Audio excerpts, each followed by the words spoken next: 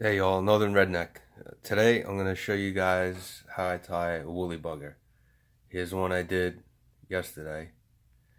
So I'm going to tie another one up. I hear the pickerel and bass are starting to hit woolly buggers on sunny afternoons. So I only got a few tied up, so I'm going to do at least one more.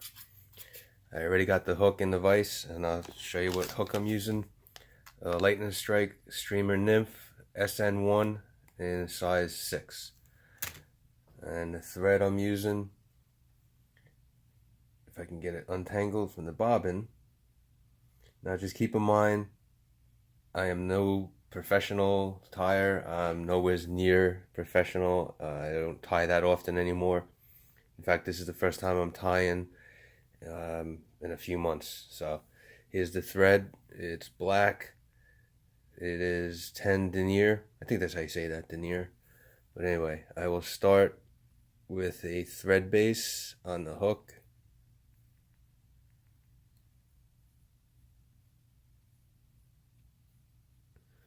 There we go. And I will cut the excess off. Now, here's a tip that I can give you guys. I learned the hard way. Always have at least 2 pairs of scissors. Okay, I use this one for cutting thread and certain materials that are light, like saddle hackle, marabou, and all that. And then I keep a second pair.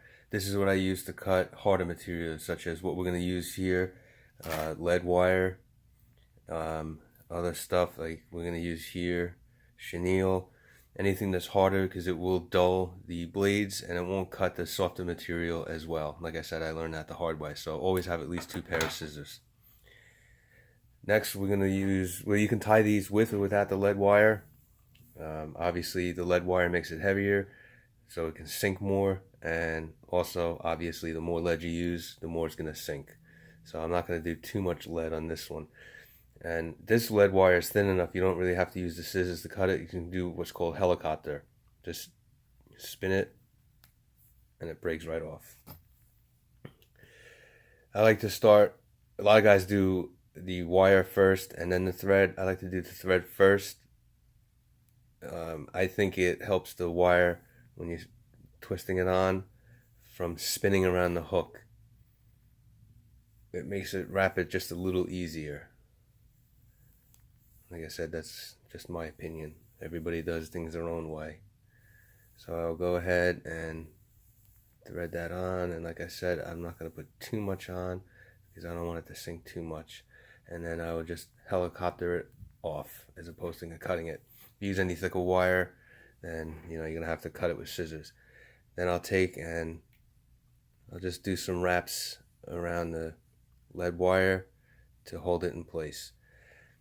Then I'm going to bring my thread up to just in front of the point, just in front of the hook point, as you can see there. Next, we're going to tie in the tail. The tail is going to be marabou. Here I got some black marabou. This woolly bugger is going to be all black. You can do these in black. You can do them in olive. I guess you can do it really in any color you want, but I'm doing this one in black. So then I will get my marabou. Again, I'm using my other scissors that I use to cut soft material, such as this marabou. The marabou tail, you want to be as long as the shank of the hook or slightly shorter. So the way I measure that is I will hold it up to the hook. To me, that looks good right there. Then I'll grab right behind where I'm going to tie it in. And then I will just go ahead and tie in the marabou, making sure all this tag end stuff stays forward. Get a couple of wraps in.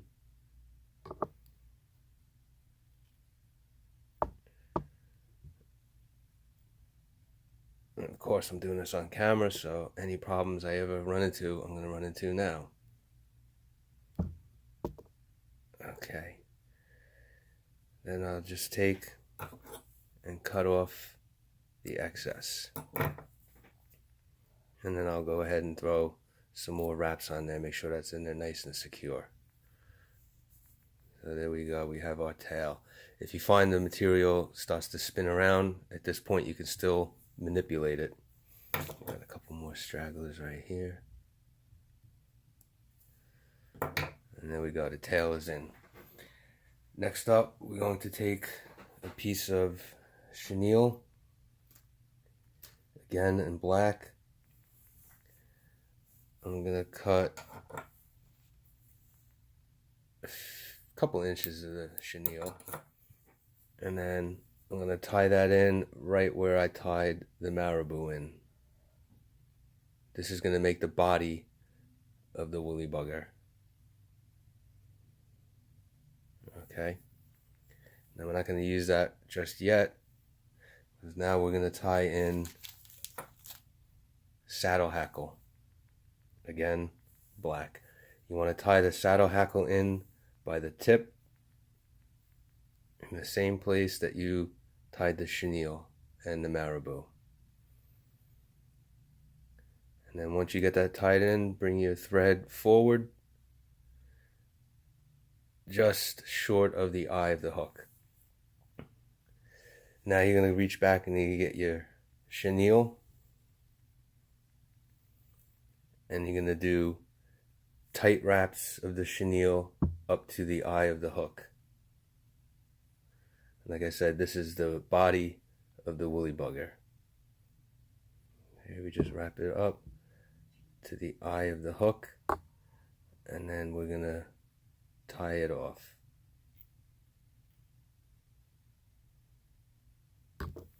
Like so. Again, using the scissors I always use to cut the heavier, harder material, and go ahead and cut that chenille off. And then I'll just go ahead and throw a couple more wraps in just to make sure I got it nice and secure. Next, we're going to take the saddle hackle and we're going to do a few wraps. This you don't want to wrap tight. You just want to wrap maybe 3 or 4 times, if that. And when you're wrapping it, you want to just make sure that the feathers kind of stick out like so. And then we're going to tie that off.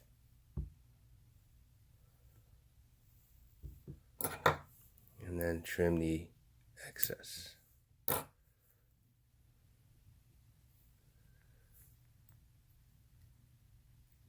And do a couple more wraps to make sure everything is secured in.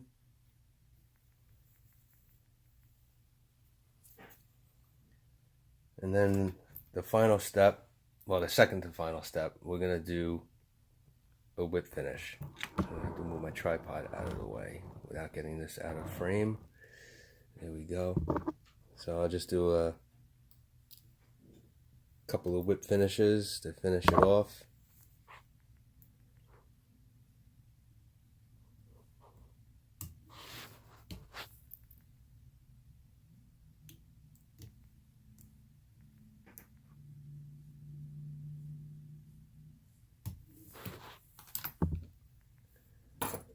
And cut my thread.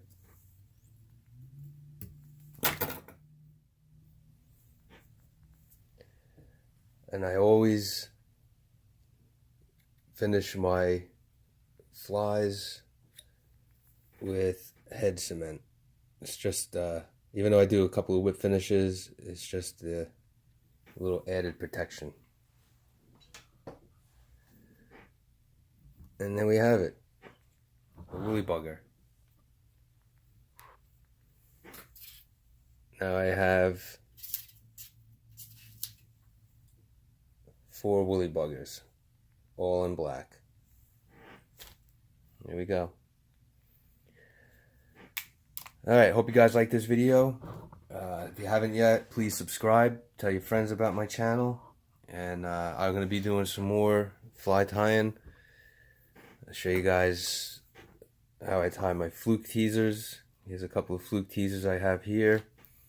I also tie Clouser minnows. I use these freshwater and saltwater. Here's a couple I did here.